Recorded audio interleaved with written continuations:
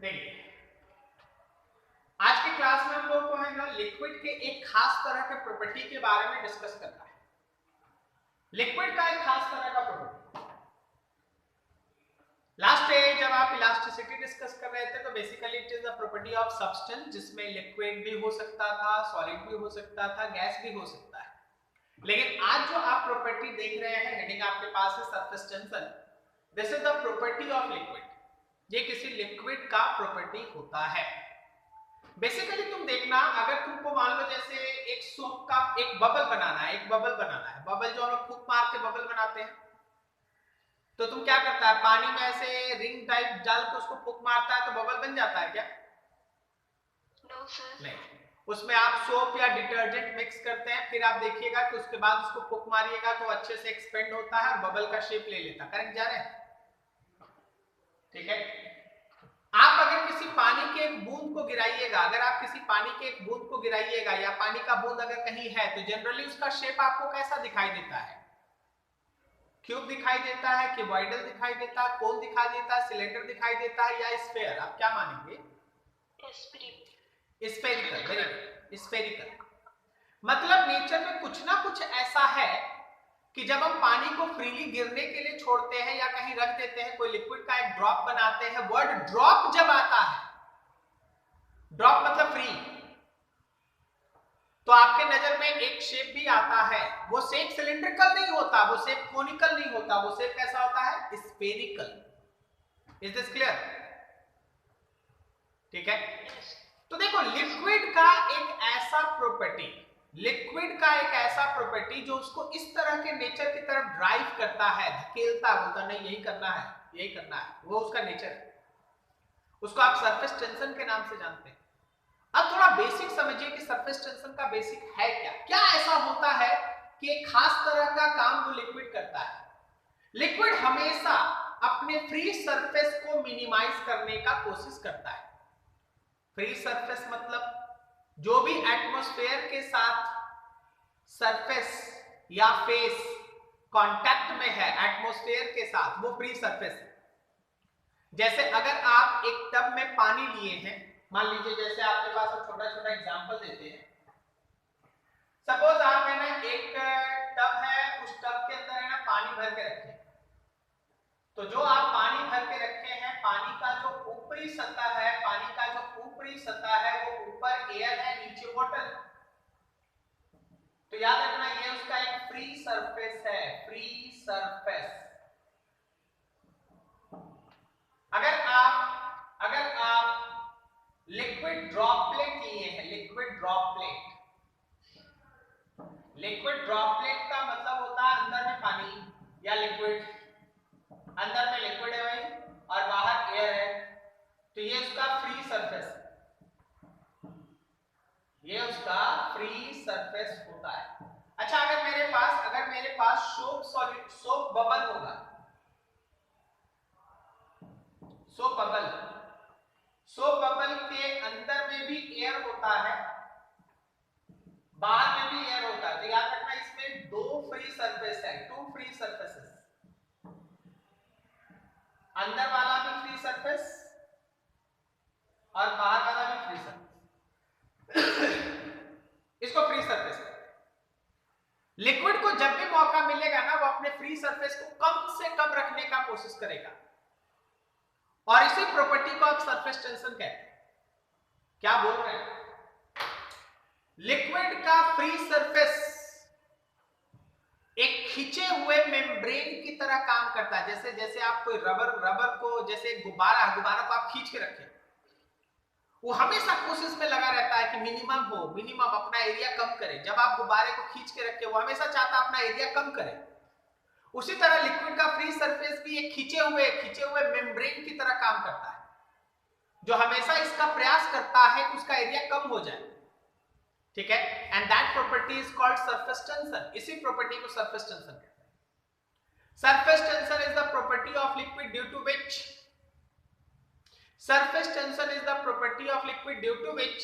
free surface of liquid behaves like stressed membrane, and it always have tendency to minimize its free surface area. It always have tendency to minimize its free surface area and this property is called surface tension. क्या तुमको मेरी बात समझ में आ रही है? Yes ठीक है, यस डेफिनेशन लिख लो सब कोई, थोड़ा धीरे धीरे बोल रहे हैं, लिख लो अच्छे से। इस सब को कहीं नोट आउट करने का जगह छोड़ते रहना, जो जो बोलेंगे लिखते रहना। सरफेस टेंशन डेफिनेशन लिखो। That property of any liquid, that property of any liquid due to which, that property of any liquid due to which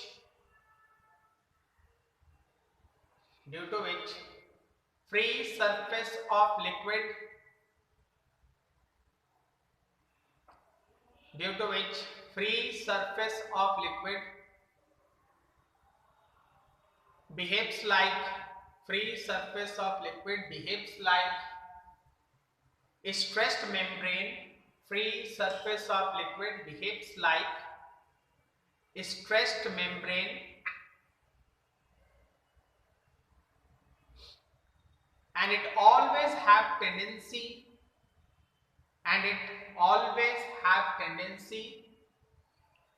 to minimize its free surface area.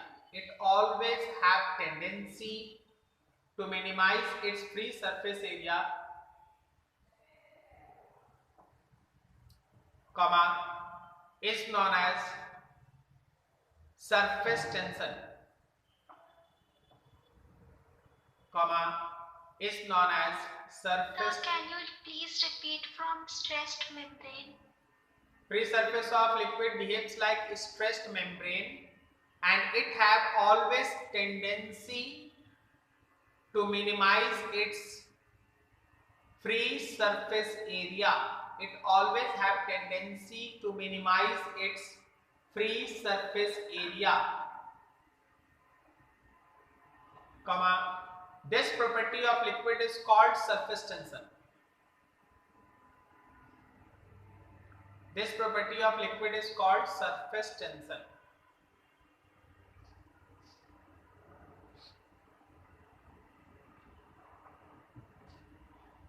हो गया सभी का?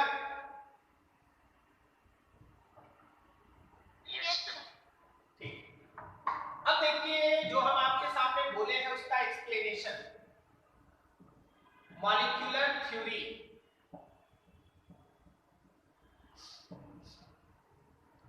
मान लीजिए ये आपके पास एक कंटेनर है, उस कंटेनर में आप लिक्विड को भर के रखें, कंटेनर के अंदर लिक्विड भरा पड़ा है, समझो।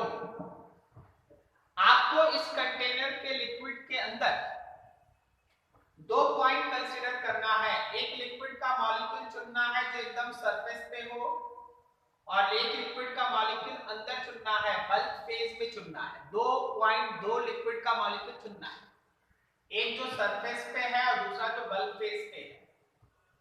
बल्क फेज वाले लिक्विड के मॉलिक्यूल को उसका सराउंडिंग का सारा दोस्त अपनी अपनी तरफ खींच रहा होगा, सराउंडिंग का सारा दोस्त अपनी अपनी तरफ खींच रहा होगा। बी मॉलिक्यूल को सराउंडिंग का चारों तरफ का लिक्विड मॉलिक्यूल अपनी तरफ खींच रहा है, ये है उसका। इसी तरह ए को भी सराउंडिंग का जितना भी मॉलिक्यूल्स है उसका वो अपनी तरफ खींच रहा होगा, ये रहा ए के लिए। अब जो आपको बोल रहे हैं उसको बहुत ध्यान से देखिए और समझिए। आप इन दोनों पॉइंट्स के मॉलिक्यूल्स पे जब आप कंसीडर करके चलेंगे तो आप पाएंगे ऐसा कि बी को चारों तरफ से खींचे जाने की वजह से बी पे लगने वाला net molecular force due to surrounding molecules क्या वो जीरो होगा बी पे? Yes sir. लेकिन ए के ऊपर जो नेट फोर्स है वो नीचे की तरफ लग रहा है, बल्क फेज की तरफ, नीचे की तरफ। बोलो सही है? Yes sir. ऐसा केवल ए के लिए नहीं होगा, उन सारे मॉलिक्यूल्स के लिए होगा जो कि सरफेस पे है। जितना भी लिक्विड का मॉलिक्यूल सरफेस पे है एयर के साथ कांटेक्ट में, उन सभी पे एक अंदर की तरफ फोर्स लग रहा है जिससे उनके अंदर एक टेंडेंसी होगा कि वो सरफेस को छोड़ के अंदर की तरफ मूव कर जाए। कारण क्या है कि सबको अंदर खींचा जाए, अंदर लगने वाला एक नेट फोर्स जो है वो उनको एक टेंडेंसी प्रोवाइड करेगा कि वो सब सरफेस को छोड़ के अंदर की तरफ मूव कर जाए। इसी वजह से लिक्विड का ये जो ऊपर वाला आपको सतह दिखाई देगा ना, उस पे कम से कम मॉलिक्यूल बचेगा, कम से कम मॉलिक्यूल बचना चाहेगा या बचेगा। इस वजह से उस फ्री सरफेस के एरिया को मिनिमम करना होता है, फ्री सरफेस के एरिया को मिनिमाइज करने का टेंडेंसी लिक्विड शो करता है। कारण क्या है कि बहुत सारा मॉलिक्यूल फ्री सरफेस को छोड़ के नीचे जा रहा है, तो जो फ्री सरफेस है वो सबसे कम एरिया एक्वायर करेगा, और इसी प्रॉपर्टी को आप कहते हैं सरफेस टेंशन। क्या आप समझ में आया कि क्या है reason behind surface tension? Yes sir, yes sir, yes sir. Figure बनाने का जगह छोड़ो, स्टेटमेंट लिखो नीचे। Considering two liquid molecules A and B, considering two liquid molecules A and B in which A is present on surface, in which A is present on surface and B is present in bulk phase. A is present on surface and B is present in bulk phase.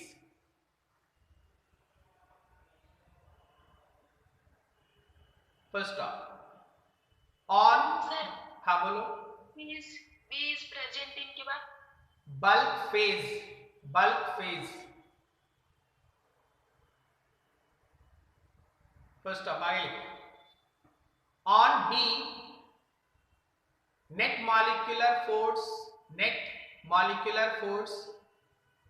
due to surrounding liquid molecules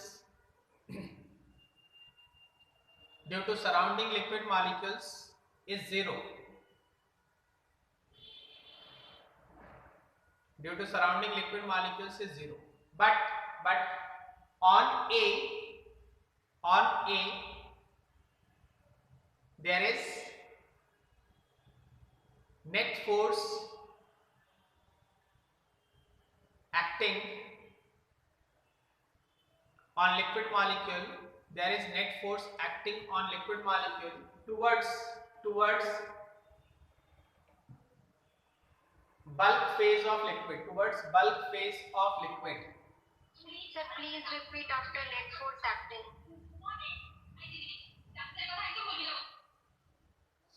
Net force acting on A is towards bulk phase of liquid.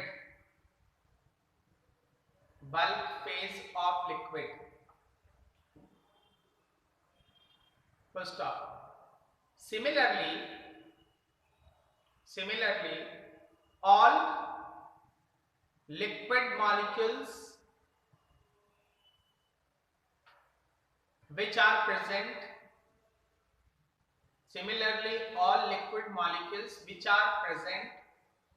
on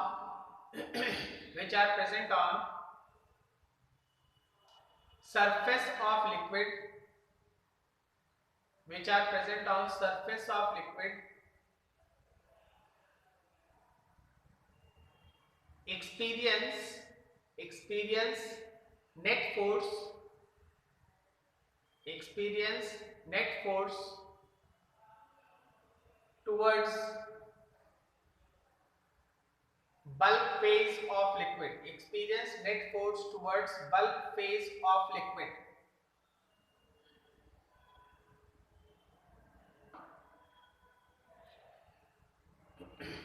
So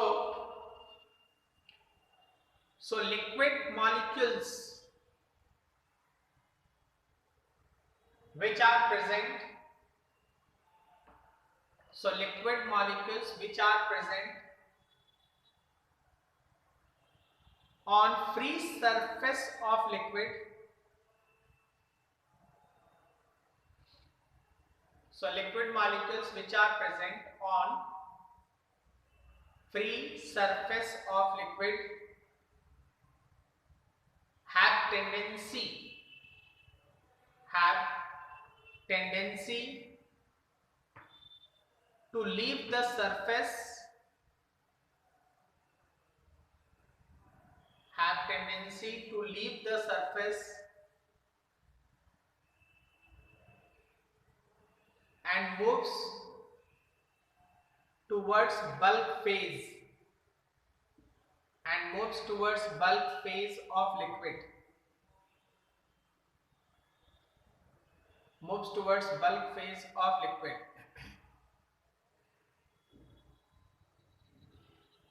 First stop.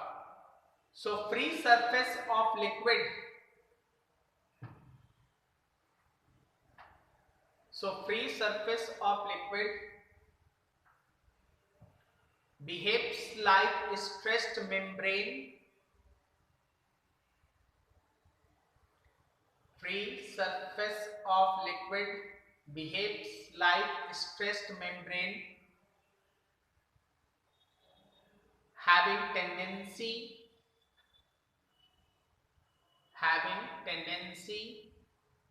to minimize,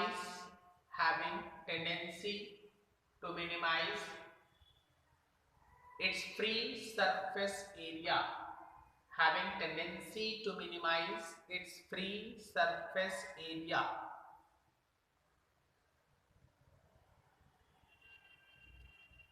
First stop. This is reason behind surface tension. This is reason behind surface tension.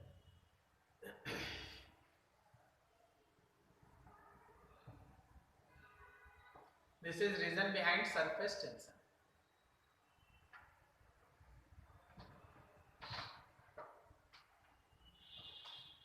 क्या सबका clear हुआ है यहां तक?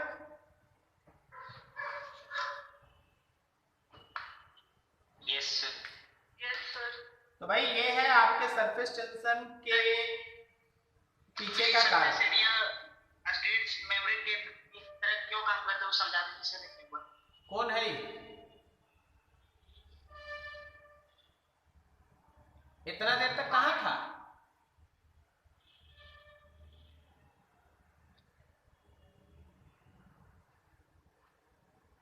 ये समझ में आ रहा है यहाँ पे कि जितना भी सरफेस पे मौजूद होगा वो सब सरफेस को छोड़ के अंदर जाना चाहेगा। Yes sir. जब सब सरफेस को छोड़ के अंदर जाना चाहेगा तो ऊपर कम से कम रहेगा। यस। कम से कम रहने का मतलब सबसे कम एरिया। Yes sir. मेम्ब्रेन जानता है? मेम्ब्रेन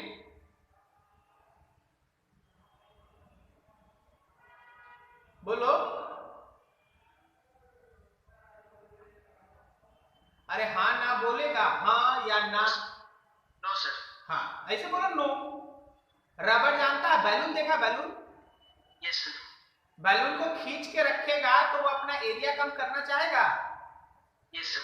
बस मेम्ब्रेन मतलब बैलून। ओके। यस। तो लिक्विड का जो फ्री सरफेस है वो खींचे हुए बैलून की तरह काम करता है। मौका मिलेगा तो एरिया कम कर लेगा। बोलो ठीक है?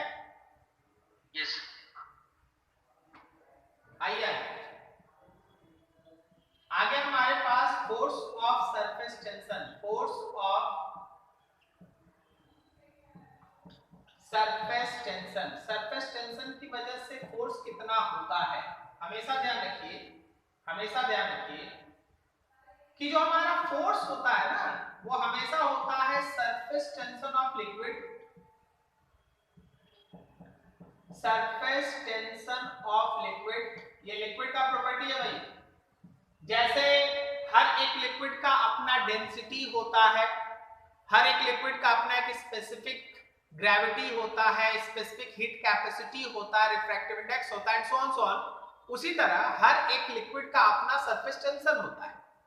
सरफेस टेंशन लिक्विड का प्रॉपर्टी, ठीक है? Surface tension of liquid into length of free portion. Sir क्या लिखा होगा नहीं समझ पा रहे, जरा गौर करना है यहां पर सबको। आपको सबसे पहले ये पता करना है कि फ्री पोर्शन जिसको आप एयर के साथ कांटेक्ट में देख रहे हो उसमें लेंथ कितना है। मान लीजिए आपके पास डी शेप का, बहुत ध्यान से, डी शेप का एक कंटेनर है, डी शेप का एक कंटेनर है, डी शेप का एक कंटेनर, एक ड्रम है, उसको बीच से काट दिए हो। सुना जी पवन कुमार? Yes sir. एक ड्रम है गोल सा, उसको बीच से काट देंगे तो डी दिखाई देगा तुमको? यस। डी शेप का एक कंटेनर है, क्रॉस सेक्शन डी शेप में है, इसमें लिक्विड भरा हुआ है। तुमसे बोला गया find force on straight and force on curve length. जब आप इसमें लिक्विड भर दिए इस तरह के डी शेप में, ये डी शेप, इस डी शेप के क्रॉस सेक्शन में जब आप लिक्विड भर दिए तो बोला गया है कि स्ट्रेट एज पे जो फोर्स लग रहा है और कर्व पे जो फोर्स लग रहा है उसका रेशियो निकालो। सी दिस कॉन्सेप्ट, अगर आप फोर्स लेना चाहते हैं स्ट्रेट पे, स्ट्रेट लेंथ पे, तो सरफेस टेंशन लिक्विड का मल्टीप्लाई कीजिए डायमीटर के साथ। क्या इसका स्ट्रेट एज का लेंथ 2r होगा? और जब आप ये फोर्स लेना चाहते हैं कर्व लेंथ के ऊपर तो सरफेस टेंशन लीजिए लिक्विड का और मल्टीप्लाई कीजिए पाई r के साथ। क्या ये कर्व का लेंथ पाई r होगा? Yes sir. इन दोनों का रेशियो निकालना है। अकॉर्डिंग टू क्वेश्चन आपको क्या निकालना है? तो स्ट्रेट लेंथ पे लगने वाला फोर्स और कर्व लेंथ पे लगने वाले फोर्स का रेशियो निकालना है। मतलब surface tension 2r divided by surface tension pi r। Surface tension same liquid, r cancel, so your answer is 2 by pi। So your answer is 2 by pi। ठीक है, चलिए सरफेस टेंशन। अब यहीं से देखना, यहां से एक दो और चीज देख लेना, हम एक दो और चीज आपके सामने रखें। शॉर्टकट में फोर्स को लिखा जाता है सरफेस टेंशन इनटू लेंथ, इसलिए अगर आप सरफेस टेंशन लिखिएगा तो फोर्स बाय लेंथ भी होता है। फोर्स बाय लेंथ कहने का मतलब इसका यूनिट हो गया न्यूटन पर मीटर, और अगर आप डायमेंशन लेंगे तो mt-2, इसका यूनिट हो गया न्यूटन पर मीटर। न्यूटन पर मीटर किसका? Surface tension, surface tension Newton पर मीटर, और डायमेंशन हो गया mt-2। फोर्स में होता है ना mlt-2, l से डिवाइड करोगे ll कट जाए, mt-2। ठीक है, चलो नोट करो यहां तक, और भी बहुत सारे एग्जांपल है, उसको क्लियर करना है, जल्दी करो।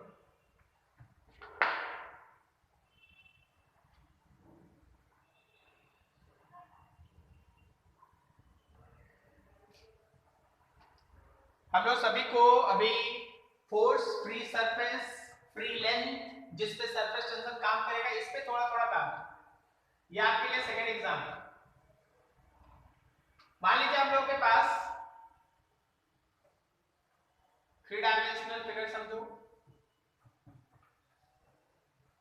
इस तरह का एक, ऐसे इस तरह का एक है ना फ्रेम है, उसके ऊपर एक वायर रखा। इस वायर वाले पूरे फ्रेम को है ना सोप सॉल्यूशन में डुबा के निकालिए। जब आप सोप सॉल्यूशन में डुबा के निकालिएगा तो आप फील करेंगे कि यहाँ पे सोप का फिल्म बन जाता है, करेक्ट है? यस। ये एक सोप फिल्म है, ये आपका सोप फिल्म है। इस सोप फिल्म में कितना फ्री सरफेस होगा बताओ? दो फ्री सरफेस, ऊपर वाला भी हवा के साथ कांटेक्ट में है, नीचे वाला भी हवा के साथ कांटेक्ट। अगर हम बोले कि देखो भाई यहां से यहां तक का लेंथ l है, तो क्या इस स्लाइडिंग वायर पे फोर्स लग रहा है जो इसको अंदर की तरफ खींचेगा फोर्स? अच्छा, अंदर ही क्यों खींचेगा? अंदर ही क्यों खींचेगा बोलो? सर लिक्विड का टेंडेंसी होता है मतलब कम करने का। हाँ, एरिया को मिनिमाइज करने के लिए वो उसको अंदर खींचेगा ताकि एरिया घट जाए। तो अगर हम तुमसे बोले कि भाई ये फोर्स बताओ, तो जो फोर्स आप सरफेस टेंशन का लीजिएगा उसमें लिक्विड का सरफेस टेंशन होगा इनटू 12 होगा। अच्छा, ये 12 कहां से आ गया? सर ऊपर नीचे दोनों सरफेस एरिया है। बिल्कुल सही बोला, ऊपर वाला भी L नीचे वाला भी L, तो ये रहा फोर्स। हमेशा तुमको ऐसे सोचना पड़ेगा। अब देखो जैसे हम तुमसे एक छोटा सा क्वेश्चन इसमें एक और फॉर्म करते हैं, देखो कैसे question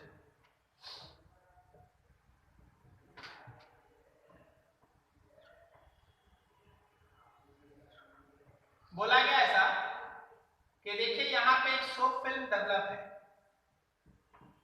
this is soap film, यहां से यहां तक का लेंथ L है, यहां पे छोटा सा ब्लॉक लटका है जिसका मास M है। For M in rest find surface tension of liquid। तुमसे बोला गया कि इससे बांध के एक M ब्लॉक को ऐसे हैंग कर दिए हैं, अगर आप उस M ब्लॉक को चाहते हैं कि वो रेस्ट में रहे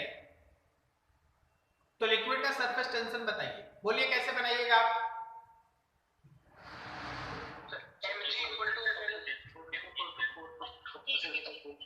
ऊपर की तरफ फोर्स ऑफ सरफेस टेंशन और नीचे की तरफ mg, करेक्ट है ना? Yes sir, yes sir. तो फोर्स ऑफ सरफेस टेंशन को हम लोग mg से बराबर कर दिए और फोर्स ऑफ सरफेस टेंशन आपके पास है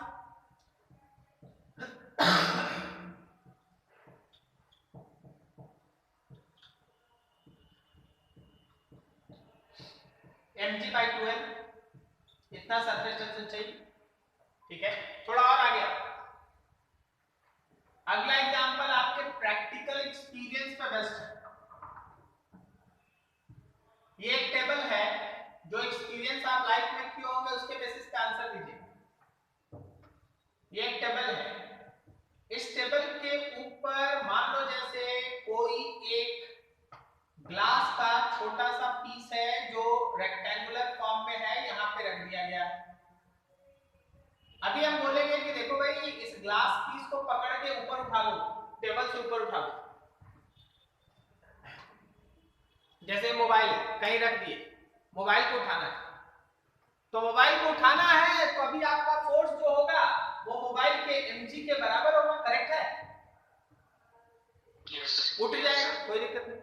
लेकिन जरा सोचिएगा, अगर उस सरफेस पे पानी गिरा रहता या कोई लिक्विड रहता, थोड़ी देर तक आप मोबाइल को रख दिए, पानी गिरा है, मोबाइल रख दिए, क्या अभी भी सरफेस से उठाने के लिए केवल mg के बराबर ही फोर्स लगता है?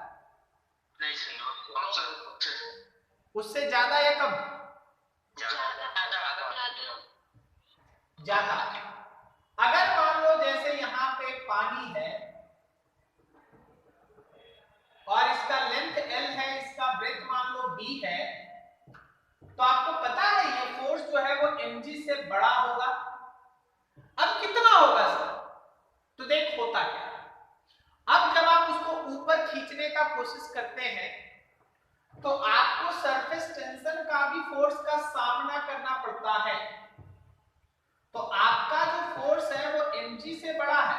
ये जो आप ऊपर में एक्सटर्नल फोर्स लगा रहे हैं वो mg से बड़ा है, लेकिन एग्जैक्टली कितना mg plus force of surface tension, mg, ये फोर्स ऑफ सरफेस टेंशन में सरफेस टेंशन लिक्विड का T लिख देते हैं, सरफेस टेंशन लिक्विड का T लिख देते हो, S लिख देते हो, क्वेश्चन में जैसा रहेगा लिख सकते हो, कोई इशू है नहीं, हम यहाँ T लिख देंगे। अब कोई हमको बता रहा है क्या कि इस रेक्टेंगल का कितना लेंथ L, फ्री लेंथ की तरह तुम ट्रीट करोगे? सर एरिया ले सकते हैं। अच्छा, हम बोलेंगे L तो तुम बोलेगे एरिया ले सकते हैं। Sir 4L + 4B, 2L + 2B, 2L + 2B, समझा क्या? Yes Yes, sir. तो फ्री लेंथ में आप ले सकते हैं 2L + 2B, तो आपका वैल्यू हो गया mg + 2TL + B, this is your answer. क्या मेरी बात समझ में आ रही है आपको? Yes sir. कहीं किसी को दिक्कत होगा बताइए। अगला एग्जांपल देखिए। टेबल के ऊपर पानी गिरा हुआ टेबल है भाई,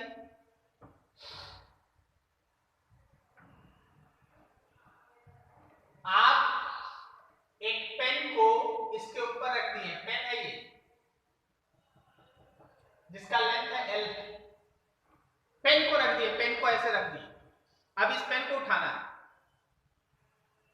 बोलो कितना फोर्स लगाओगे? सरफेस टेंशन T है, लिक्विड का सरफेस टेंशन T है, लिक्विड है यहां पर, बोलो बोलो बोलो sir mg plus lt mg plus lt की 2lt सर 2lt। आप जब किसी चीज को ऐसे रखे हैं ना, आप खुद से ही अपना पेन रख के देखिए ना, इधर वाला भी L आएगा एयर में, इधर वाला भी L आएगा एयर में, बोलो सही है? Yes sir. तो 2L। आपको अगर इसको जमीन से ऊपर उठाना है तो फोर्स जो है वो mg plus t into 2L से बड़ा होगा। फ्री लेंथ समझ में आ रहा है? Yes sir. यार ठीक है, तो ऐसे चीजें चलती है, ठीक है। चलो नोट करो इतना, फिर इससे आगे बढ़ेंगे। नोट करो इतना।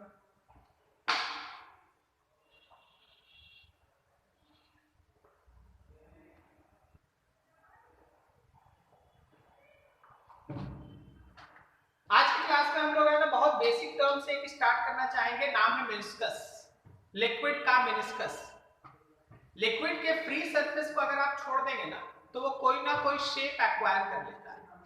It can be either concave और कॉन्वेक्स। आखिर लिक्विड अपना मेनिस्कस का फॉर्मेशन कैसे करता है, थोड़ा उसका कॉन्सेप्ट देखो। Concept of formation of liquid meniscus. Meniscus देखिए, मान लीजिए ये हमारे पास एक कंटेनर है, उस कंटेनर में, कंटेनर क्या बोलो, सोचो कि एक ट्यूब है, एक ट्यूब, उस ट्यूब में आप लिक्विड भर रखे, लिक्विड है जी, लिक्विड लिक्विड मॉलिक्यूल्स के बीच, लिक्विड मॉलिक्यूल्स के बीच एग्जिस्ट करता है कोहेसिव फोर्स। आप लोग जानते हैं cohesive force and adhesive force? Yes. और लिक्विड और कंटेनर वॉल के बीच है adhesive force.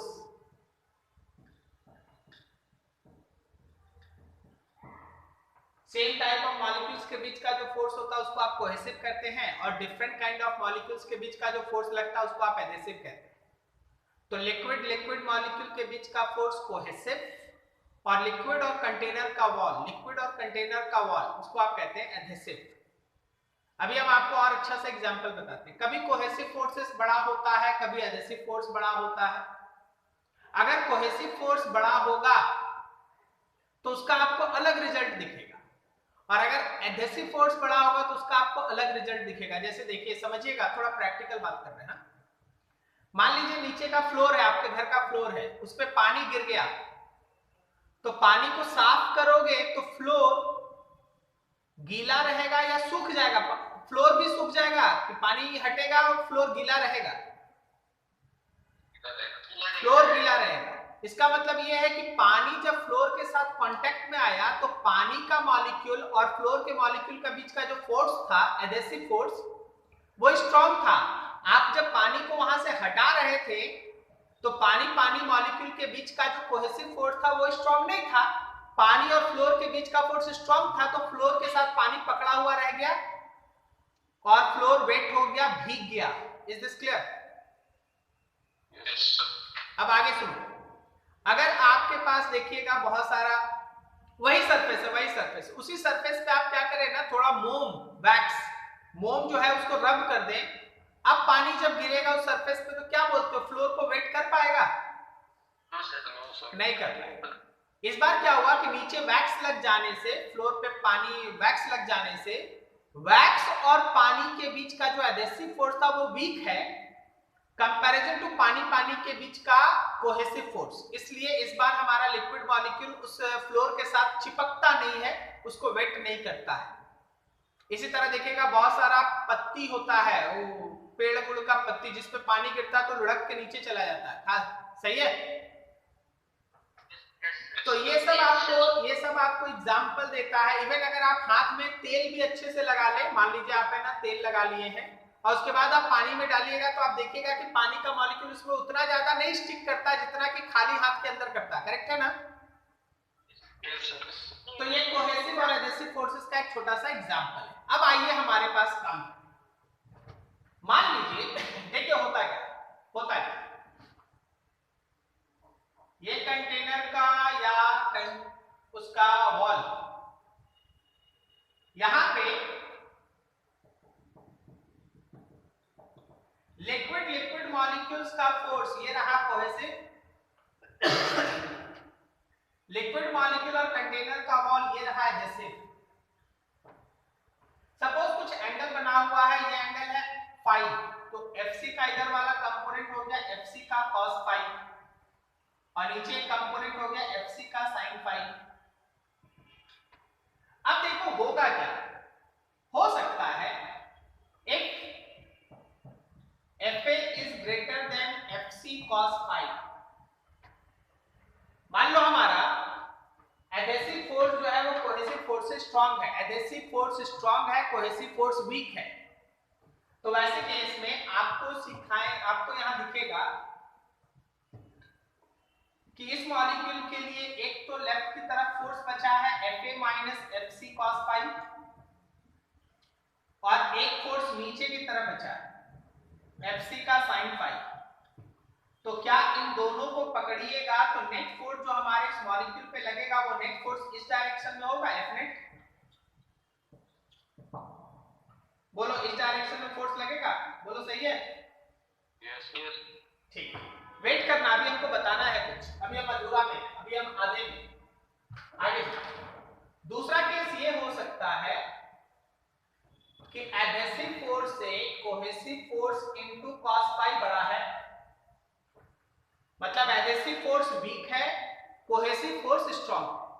Adhesive force weak है, कोहेसिव फोर्स स्ट्रांग। तो ऐसे सिचुएशन में आप अगर इस मॉलिक्यूल को लीजिएगा तो इस डायरेक्शन में फोर्स होगा FC cos phi minus FA और नीचे की तरफ होगा FC sin फाई। अब देखो इस बार जो रिजल्टेंट फोर्स है क्या वो इस डायरेक्शन में काम करेगा F नेट। ठीक, कोई दिक्कत यहां तक किसी को समझने में? No sir. गुड। अब तुम लोग एक छोटे से क्वेश्चन का आंसर, मान लो मेरे हाथ में एक बूंद पानी है, अगर हम पानी को फिंगर से अपनी तरफ खींचेंगे तो पानी आएगा कि नहीं आएगा? आएगा। लिक्विड का एक बहुत इंपॉर्टेंट प्रॉपर्टी होता है कि वो शियरिंग स्ट्रेस को सस्टेन नहीं कर सकता। जिधर भी शियरिंग स्ट्रेस लगेगा लिक्विड उधर फ्लो कर जाएगा, जिधर भी शियरिंग स्ट्रेस लगेगा लिक्विड उधर फ्लो कर जाएगा। अगर कोई लिक्विड आपको रेस्ट में दिखाई दे रहा है, कंटेनर के अंदर रेस्ट में दिखाई दे रहा है, रुको दिखा रहे हैं,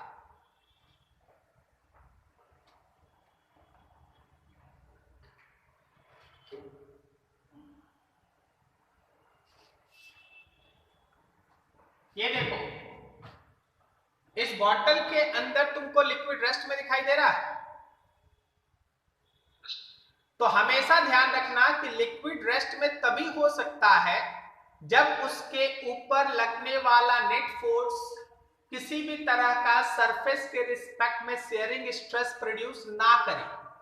सर क्या बोल रहे हैं सर, बताना जरा सब कोई। इस पूरे पानी का जो फोर्स है mg वो किधर लग रहा है? नीचे लग रहा है।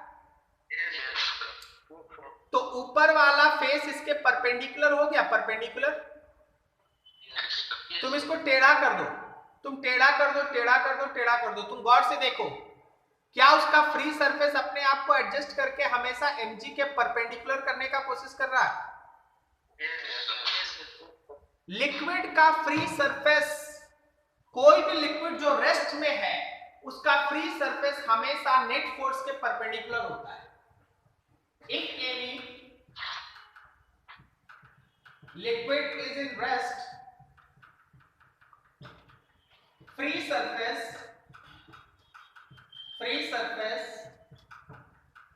of liquid is always perpendicular to net force। Liquid का फ्री सरफेस हमेशा नेट फोर्स के परपेंडिकुलर डायरेक्शन में होगा। लिक्विड का फ्री सरफेस हमेशा नेट फोर्स के परपेंडिकुलर डायरेक्शन में होगा। क्या यहां तक किसी को दिक्कत? No sir. ठीक, यहां जाओ, देखो नेट फोर्स ये था, तो उसके परपेंडिकुलर, कहने का मतलब कॉनकेव मेनिस्कस, लिक्विड ऐसे शेप में रहेगा, इस बार मेनिस्कस हो जाएगा concave, concave meniscus.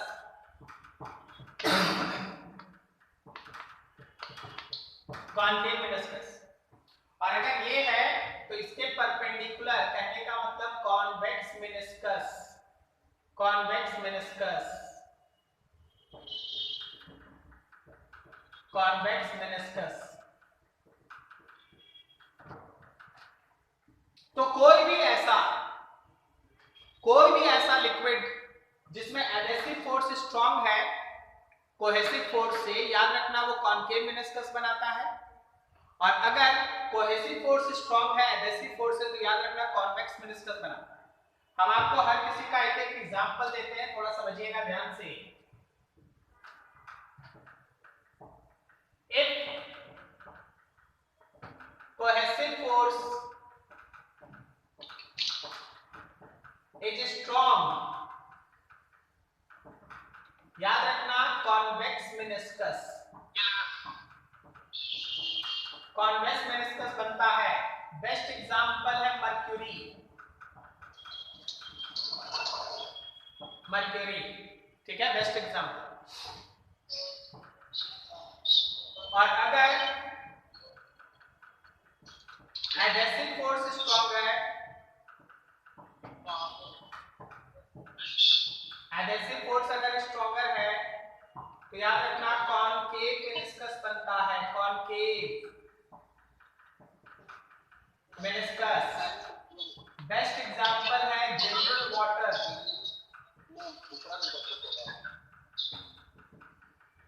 Best example है जनरल वाटर, ठीक है।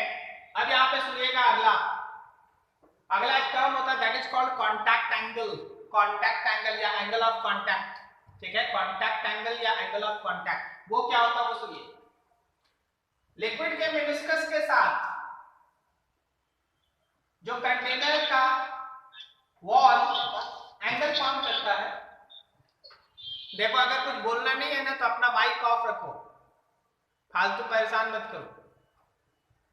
मेनिस्कस के साथ जो कंटेनर का वॉल एंगल फॉर्म करता है, उस एंगल को कहते हैं आप कांटेक्ट एंगल या एंगल ऑफ कांटेक्ट। यहां पे जब भी कॉनकेव मेनिस्कस बनेगा, कांटेक्ट एंगल 90 से छोटा होगा, कांटेक्ट एंगल 90 से छोटा होगा। और अगर हमारे पास कॉन्वेक्स मेनिस्कस बन रहा है तो याद रखना कि कांटेक्ट एंगल 90 से बड़ा होगा, ठीक है, कांटेक्ट एंगल 90 से बड़ा होगा। Convex meniscus theta greater than 90, concave meniscus theta less than 90, ठीक है। मर्क्यूरी के केस में ये कांटेक्ट एंगल आता है 135 डिग्री, एकदम याद रखिए, ठीक है। मर्क्यूरी के लिए कांटेक्ट एंगल आता है 135 डिग्री। जनरल वाटर और प्योर वाटर में अंतर है, जनरल वाटर और प्योर वाटर में अंतर है, डिस्टिल वाटर में अंतर है, प्योर वाटर में अंतर है। प्योर वाटर का कांटेक्ट एंगल होता है 0 डिग्री, प्लेन मेनिस्कस बनाता है, प्लेन मेनिस्कस, प्योर वाटर नहीं होता। आप जनरली जो स्कूल में एक्सपेरिमेंट करते हैं या फिर आप ट्यूब में डाल के जो एक्सपेरिमेंट करते हैं वो जनरल वाटर होता है, और जनरल वाटर हमेशा कॉनकेव मेनिस्कस बनाएगा। मतलब अगर आप उसको किसी ट्यूब में लीजिएगा, अगर आप जनरल वाटर को किसी ट्यूब में लीजिएगा तो आप देखिएगा ऊपर में इस तरह का मेनिस्कस बना हुआ रहेगा, नीचे पानी रहेगा। मर्क्यूरी लीजिएगा तो याद रखिएगा ऐसा मेनिस्कस बनेगा, कॉन्वेक्स टाइप। और अगर आप इस तरह का प्योर वाटर लेंगे तो याद रखिएगा फ्लैट मेनिस्कस बनेगा, लाइक दैट। क्या आपको समझ में आ रहा है मेनिस्कस का फॉर्मेशन? Yes sir. चलो नोट करो इतना फटाफट, फिर आगे बढ़ो।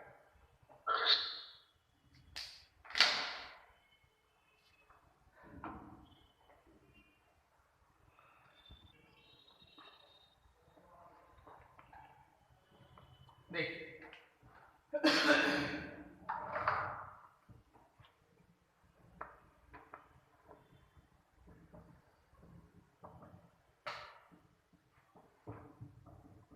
कैपिलैरिटी, कुछ छोटा वर्ड्स है। पहले इन वर्ड्स पे धीरे धीरे कमांड और फिर एक बड़ा फेनोमेनन धीरे धीरे स्टार्ट होता है। बहुत ध्यान से सुनो। कोई भी ऐसा पाइप आप उठाते हैं ना, पाइप लीजिएगा, पाइप जैसे स्ट्रॉ होता है ना वैसा, और प्लास्टिक का नहीं, वैसा ही कुछ पाइप, लेकिन उसका रेडियस ऑफ क्रॉस सेक्शन बहुत कम होना चाहिए, तुम्हारे हेयर के डायमीटर के अप्रॉक्स।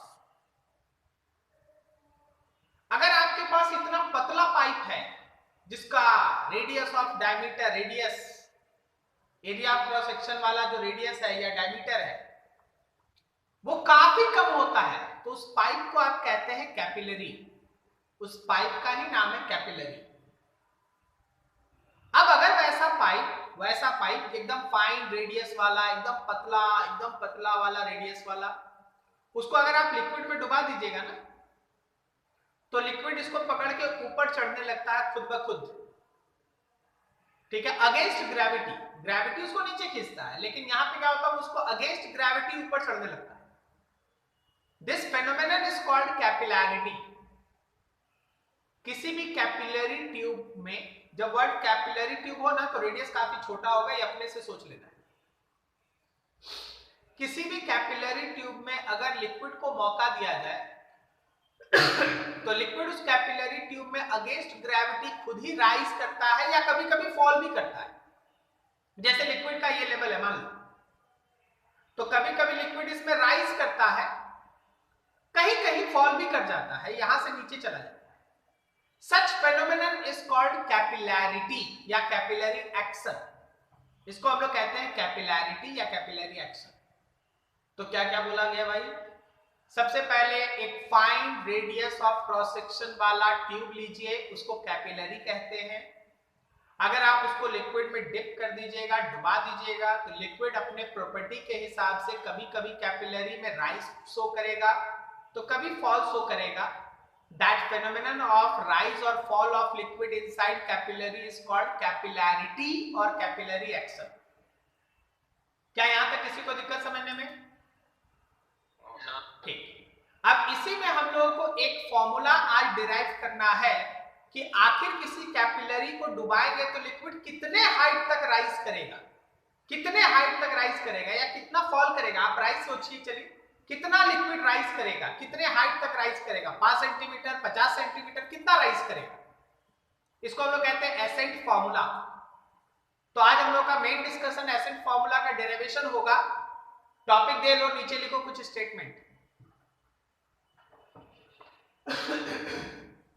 लिखना नीचे। The phenomenon of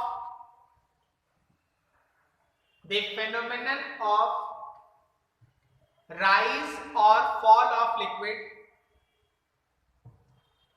the phenomenon of rise or fall of liquid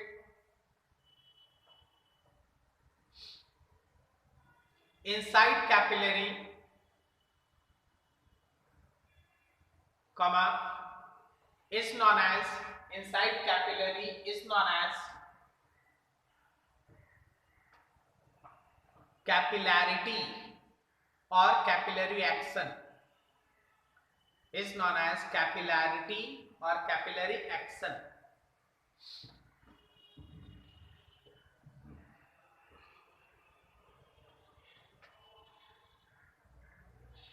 capillarity और capillary action.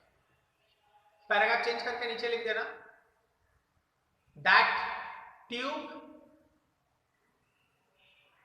which have very small radius of cross section, that tube which have very small radius of cross section,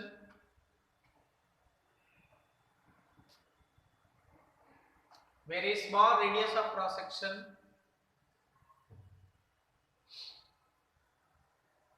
comma, is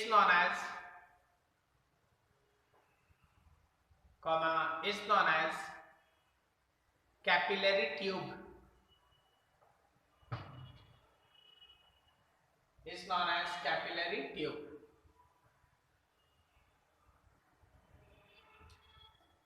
ठीक है, yes sir. चलिए आगे heading दे लीजिए सबको।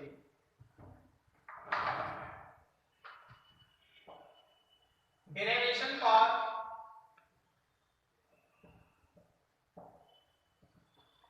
height of liquid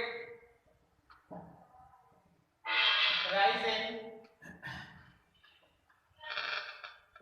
capillary, इसको हम लोग कहते हैं एसेंट फॉर्मूला।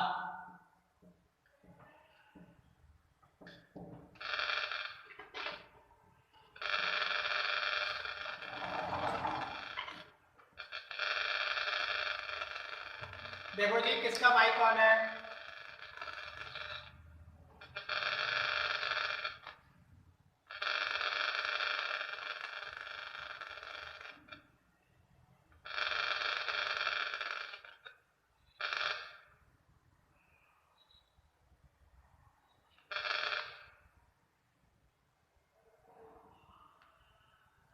देखो ध्यान से, फिगर पे ध्यान रखना। फिगर जो समझ गया वो आगे डेरिवेशन आराम से समझ जाएगा। सो फिगर पे ध्यान रखना। यह आपके पास एक कंटेनर है, इस कंटेनर में लिक्विड भरा है, इसमें आप इस तरह से एक ट्यूब को डाल दिए। ट्यूब क्या करेगा? ट्यूब के अंदर लिक्विड क्या करेगा? लिक्विड है ना, इसमें राइज करेगा, एक हाइट तक राइज करेगा।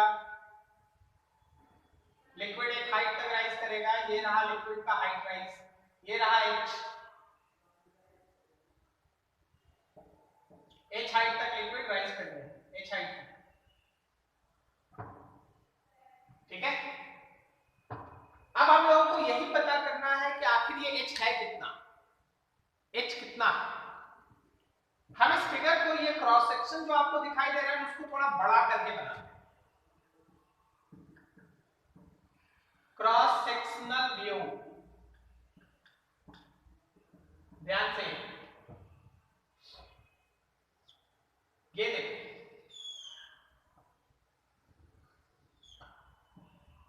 क्या सही फिगर है? समझ में आ रहा है? Yes sir. ऊपर में इस तरह का बाउल शेप में खाली जगह होगा और इसके नीचे लिक्विड होगा। करेक्ट है ना? ऐसे देखना जरा ध्यान से इस पॉइंट पे, क्या सरफेस टेंशन उसको अंदर की तरफ खींच रहा है ऐसे, ताकि अपने एरिया को मिनिमाइज किया जा सके। ये सरफेस टेंशन का यहां के साथ जो एंगल बन रहा है, उस एंगल को आप कांटेक्ट एंगल कहते हैं, theta. Surface tension T, contact angle theta. अब सोचिए न्यूटन के थर्ड लॉ के बारे में सोचिए। अगर लिक्विड कंटेनर को अंदर की तरफ T से खींच रहा है, T सरफेस टेंशन, तो कंटेनर भी तो इसको बाहर की तरफ खींचेगा ना T से। अगला फिगर,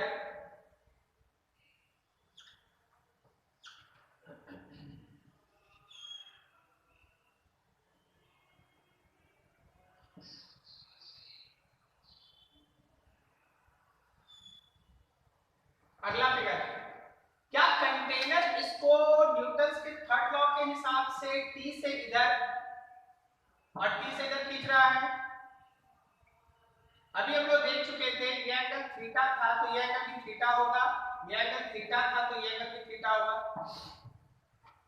तो t का ऊपर वाला कंपोनेंट हो गया t cos थीटा और लेफ्ट वाला कंपोनेंट हो गया t का sin थीटा। उसी तरह यहाँ पे t का ऊपर वाला कंपोनेंट हो गया t cos थीटा और राइट वाला कंपोनेंट हो गया t का sin थीटा। क्या इस फिगर में किसी को कोई डाउट? फिगर ही आंसर है, आगे मैथमेटिक्स पे मत भरोसा करना। ये जिसको फिगर समझ में आ गया सब समझ में आ गया, फिगर नहीं समझ में आया कुछ नहीं समझ में आया। देखो h हाइट निकलेगा, हम लोग को यही h निकालना है, लेकिन इस छोटे से फिगर में कुछ बता नहीं सकते हैं, थोड़ा बड़ा कर दिए। लिक्विड उसको अंदर की तरफ खींच रहा, अपने एरिया को मिनिमाइज करने के लिए खींच रहा। तो न्यूटन के थर्ड लॉ से कंटेनर भी बाहर खींच रहा, ये रहा। अब कांटेक्ट एंगल के बेसिस पे टेंशन को कंपोनेंट्स में तोड़े, सरफेस टेंशन को कंपोनेंट्स में तोड़े। अपना दिमाग चलाओ, बहुत फिजिक्स पढ़ लिया अभी तक। कौन सा कंपोनेंट कैंसिल होगा और कौन बच जाएगा?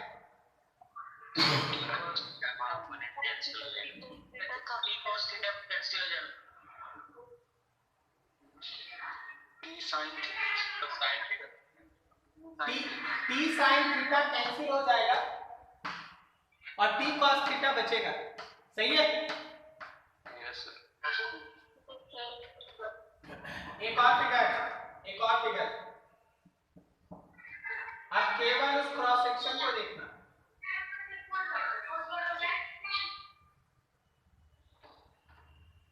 ये रेडियस r, ऊपर की तरफ t cos थीटा हर जगह बचा हुआ है।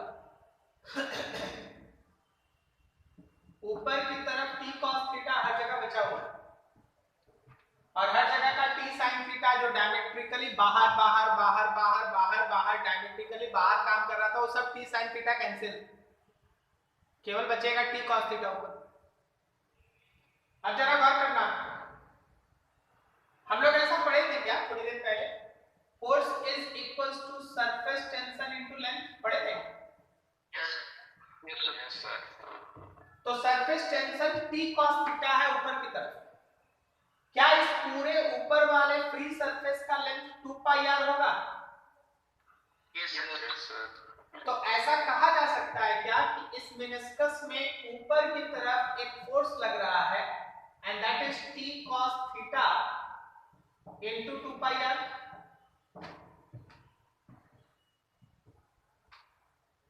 बोलो बोलो बोलो।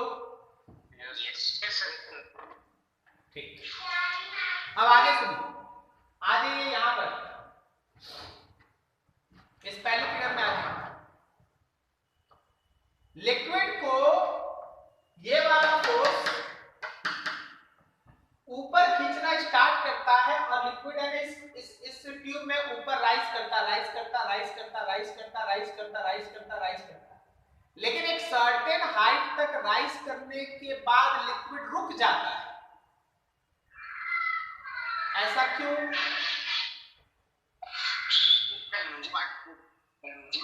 Very good Ayush, very good.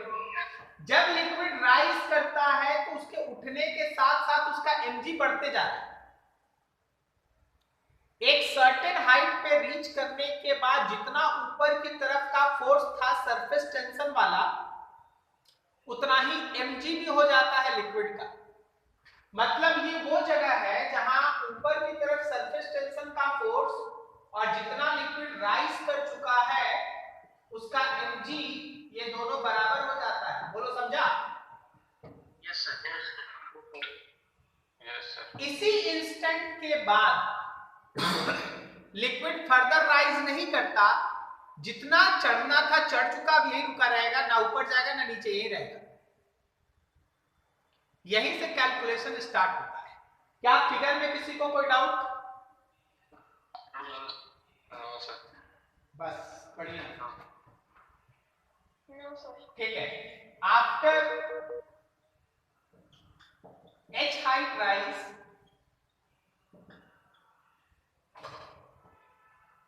after h height rise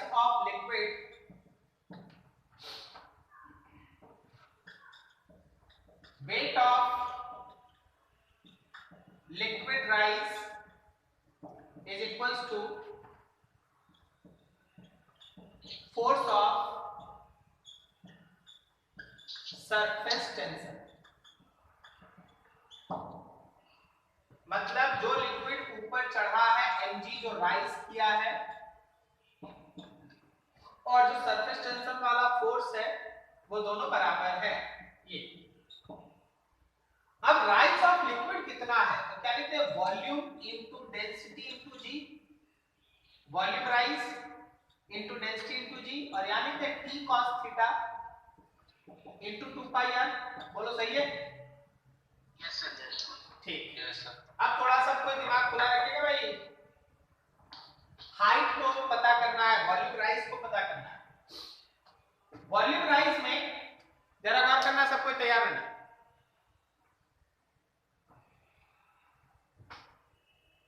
अगर मान लो हमेशा हाइट का जो कैलकुलेशन है वो हमेशा नीचे वाले लेवल तक होता है, मिनिस्कस के नीचे वाले लेवल तक।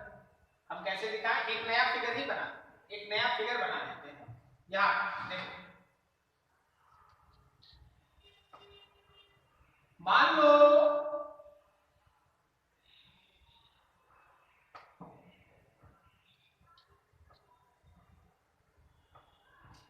यहां तक h है, क्या ये r है? ठीक है। अब जरा गौर करना, पाई r square h plus r minus 2/3 पाई r क्यूब। लिक्विड कितना राइज किया, लिक्विड कितना राइज किया उसको लिखने का तरीका समझो। हम लोग क्या किए, सिलिंड्रिकल वॉल्यूम लिख लिए h प्लस r तक, h प्लस r तक, सीधा यहां तक सोच लिए कि पानी है, सीधा यहां तक एकदम ऊपर वाले लेवल तक सोच लिए कि पानी पहुंच गया है। तो हाइट हो गया, देखो पाई r स्क्वायर हाइट हो गया h प्लस r। लेकिन ऊपर का ये वाला पोर्शन जो एक हेमिस्फीयर है वो तो खाली है ना। Yes sir. तो उसमें से हेमिस्फीयर का वॉल्यूम माइनस कर दे 2/3 पाई r क्यूब। Yes sir.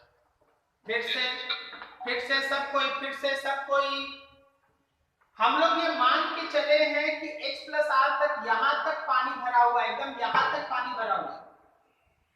तो सिलेंडर का फॉर्मूला, वॉल्यूम का, सिलेंडर का वॉल्यूम का फॉर्मूला पाई r स्क्वायर h के जगह पे h प्लस r लेंगे। लेकिन जो ऊपर वाला ये पोर्शन है वो हेमिस्फीयर है और हेमिस्फेरिकल पोर्शन तो खाली है, तो उसमें से हेमिस्फीयर का जो वॉल्यूम है 2/3 पाई r क्यूब उसको माइनस कर दें। Yes sir. बस इनटू आगे देखो डेंसिटी इनटू जी, और राइट हैंड साइड में है हम लोगों का t cos theta into 2 pi r।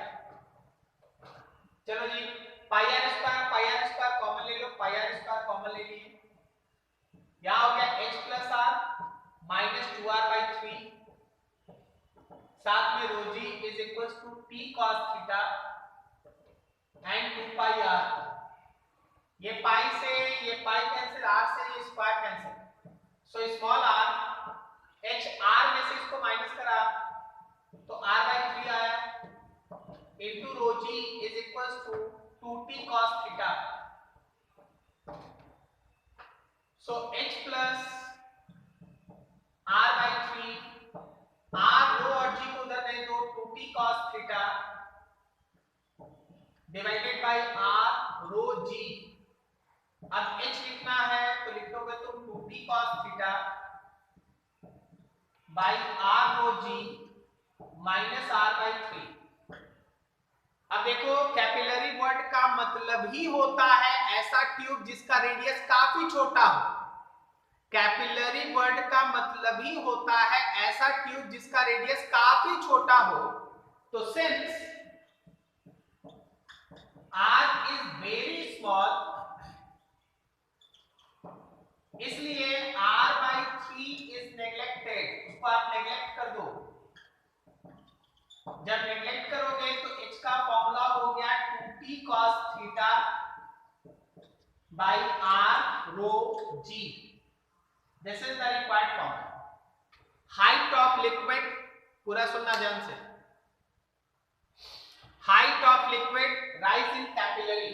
Height of liquid rise in capillary. H is equals to 2t cos theta by r rho g. क्या कोई बता सकता है कि इसके पहले ये फॉर्मूला तुम कहां देखा है? सर स्टेट्स ऑफ मैटर हाँ, स्टेट्स ऑफ मैटर में सरफेस टेंशन है, बुक देखिएगा तो मिलेगा, लेकिन उससे ज्यादा यूज आप कर रहे थे सरफेस टेंशन का यूज कर रहे थे आप वहां यूनिट एंड डायमेंशन में. ठीक है, यूनिट एंड डायमेंशन में भी इसका यूज है. चलो एक एक चीज का मतलब समझना. h क्या है बोलते जाओ. h क्या है? Height of the liquid rise in capillary. t क्या है? सरफेस टेंशन बोलना, टेंशन मत बोलना. ठीक है, सरफेस टेंशन बोलना. हाँ, थीटा क्या है? Theta angle of contact. Small r क्या है? Radius of capillary. बिल्कुल सही, वेरी गुड. रो क्या है? Rho density of liquid and g is acceleration due to gravity. ठीक है, चलो नोट करो एकदम फटाफट.